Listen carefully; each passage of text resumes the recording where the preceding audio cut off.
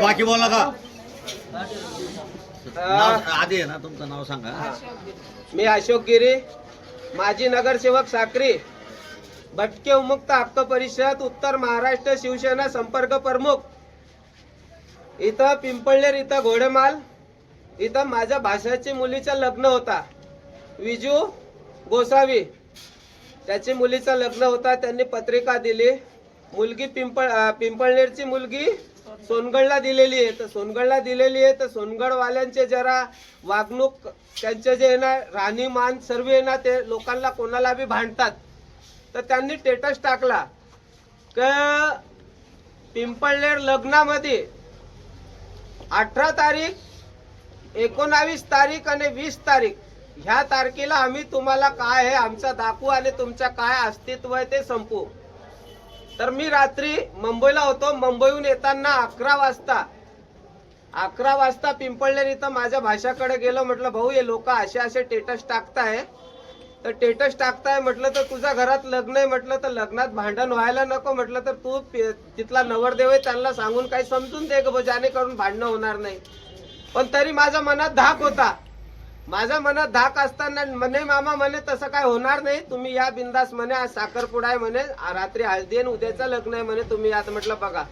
तरी मी जयू अण्णाला सोबत घेतला, जयू अण्णाला साक्रीहून निघताना साखरपुड्याला निघताना जयू अण्णाला सोबत घेतला आणि साक्री पिंपळनेर पोलीस स्टेशनला गेलो की जेणेकरून माझ्या मनात धाक होता की भांडणं होतील, कोणाच्या लग्नात जर भांडणं झाले तर त्याच्या त्या भांडणामुळे कोणाच्या लग्नाचं नुकसान व्हायला नको म्हणून आपण पोलीस स्टेशनला जाऊन हे व्हिडिओ वगैरे। तर त्यांनी जेवढे स्टेटस टाकलेले होते ते स्टेटस मी तिथं दाखवले। पण अण्णांनी साहेबांना फोन केला, अण्णांनी साहेबांना फोन केला असताना साहेब आज शिवजयंती छत्रपती शिवजयंती असल्यामुळं साहेब कार्यक्रमाला होते। तर अण्णा बोलले भाऊ म्हणे एक काम करू आपण संध्याकाळी म्हणे तिथं जाऊ म्हणे आणि साहेबांशी भेटून घेऊ। आता म्हणे ते नवरीवाल्याच्या बापाला भेटून येऊन जात। आम्ही तिथं भेटायला गेले तर ऑलरेडी ते तिथं आलेलेच होते, चक्कू वगैरे घेऊन खिशातून सर्व।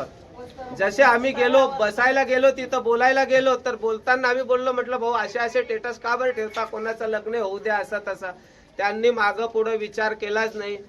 माझा भाऊ आहे माझ्यापेक्षा लहान सुरेश गिरी, सुकडूगिरी गोसावी, त्याला डायरेक्ट मारून टाकला। जेव्हा त्याच्यावर सुटलं तर तिथं देवेंद्र ज्ञानेश्वर पवार गेला, त्याला बी घाव मारला। सुरेश गिरीचा पोरगा गेला, त्याला बी घाव मारला। सुरेश गिरीचा भाषा गेला सागर गोसावी, त्याला बी घाव मारला आणि माझा पोरगा गेला त्याला बी घाव मारला। त्या लोकांनी प्लॅन वाईज हे घटना घडवली आहे। आम्ही पत्रकार बंधूंना आणि प्रशासन आणि शासनाला विनंती करतो, जर ह्या लोकांना कमीत कमी 5-6 लोक आहे त्यांचे नाव सांगतो मी तुम्हाला।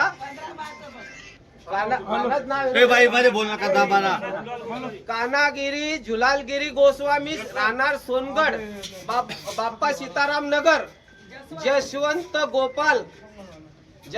गोपाल गोस्वामी राहणार सोनगड, जतीलाल, त्याच्यानंतर अनिलगिरी हटुगिरी गोस्वामी सोनगड, त्याच्यानंतर सोनूगिरी गोस्वामी सोनगड, विजूगिरी हटुगिरी सोनगड गोस्वामी आणि कमलेशगिरी शंभूगिरी गोस्वामी सोनगड। अजून काय बाकी त्यांचे नाव माहिती नाहीये, काय असलं तर आम्ही नाव तुम्हाला कळवू।